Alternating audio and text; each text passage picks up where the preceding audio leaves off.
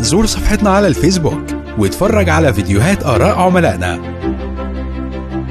السلام عليكم. عليكم السلام ورحمة الله وبركاته. ازيك سعادة الرئيس؟ الحمد لله رب العالمين. ان شاء الله تكون بخير. عامل ايه؟ تمام الحمد لله. انت حضرتك عامل الصيانة دي عندنا بقالها قد ايه؟ بقالها 7 سنين. ما شاء الله ولا قوة الا بالله.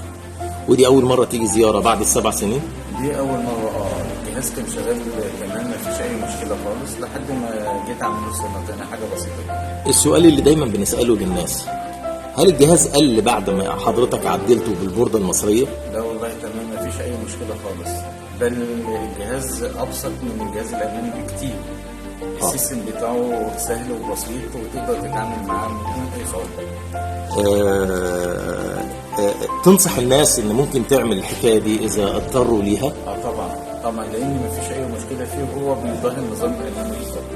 انا شايف ما شاء الله العداد عامل حوالي 6140 حرقة، ما شاء الله ولا قوة الا بالله. فده رصيد محترم جدا لبوردة احنا عاملينها بدون اعطال بدون اي حاجة. طب النهاردة حضرتك انت جاي الصيانة دي دورية على اساس ان انت تطمن. اكيد هي حاجة بسيطة بس يعني مفيش حاجة. هل انت راضي عن الخدمة وراضي عن طريقة الشغل؟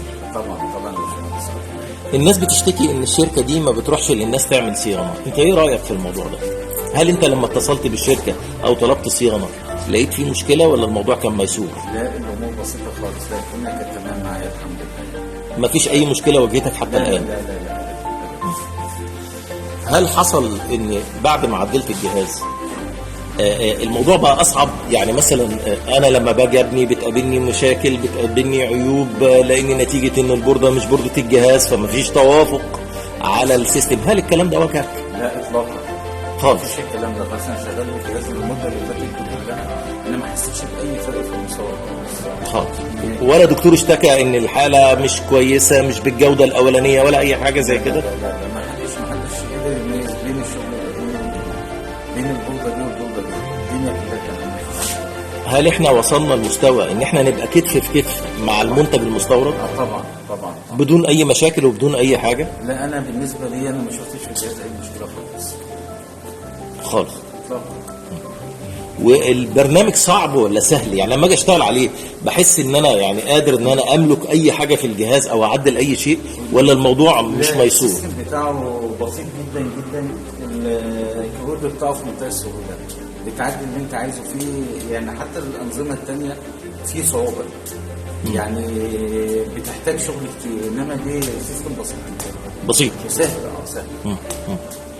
باشا احنا بنشكر حضرتك جدا وربنا يكرمك ويملاه لك بركه ان شاء الله، ومتشكرين لتعاونك. انت حضرتك معملك فين؟ في المنصوره في شارع كليه الاداب. عند حضرتك مانع ان احنا ننزل رقم تليفونك او حد يسالك او يسالك عن التجربه دي على السوشيال ميديا؟ ما فيش اي مشكله خالص. احنا بنقول لحضرتك ربنا يكرمك ويا رب يفيدك الجهاز ونكون احنا عند حسن ظنكم جميعا، وبنشكرك الف شكر. وطبعا بنشكر صالح عشان جالنا، ولا ايه رايك يا استاذ صالح؟ ماشي. موافق على الجهاز ده يا صالح؟